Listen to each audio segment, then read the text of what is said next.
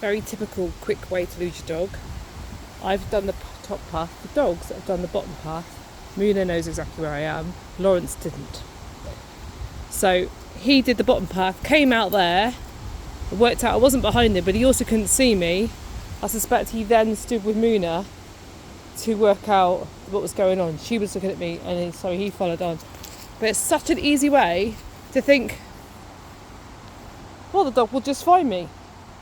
So one of two things can happen to lose your dog in that situation, there's both of them there, is if the dog backtracks and you're not there where he last saw you, he then goes further back, more so with a young dog. Oh, hello.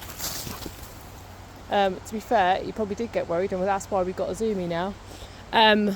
So you backtrack to the point they saw you and then continue back. Or, hello baby.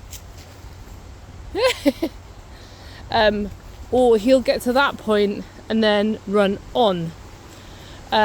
Then what can happen is the owner starts looking for the dog, and then the dog's nowhere where they guess where you might be. So might go from just standing there to panic running looking for you. And I've seen this happen within about like a minute of the dog not knowing where you are. So I do play a bit of hide and seek, nothing that's too stressful with the dogs, so they can learn to find me, but they also learn to stop, think about it, and then find me. So if they're going out of different paths like that, then they have the best judgment guess to come and find me again, as opposed to running away. Now most dogs, when they're new, when they're young, they will, if Muna decided to go on the water, go to the water there, she would go down there into there. Now she will probably follow on the path and know that another one comes up there, like Lawrence has just come up. Good timing, mate. But when they're young, they'll go to the water and they'll come back on the same path. Now if they go down there and you go, well, I know exactly where they are, I'm going to keep walking, and you don't wait for them, especially when you have a nervous dog, again, that's when you have panic mode engage, and then you lose your dog.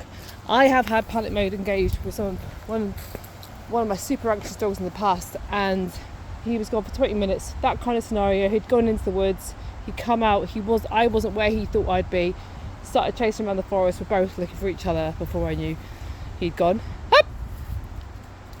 And he's come up there again. Interesting. And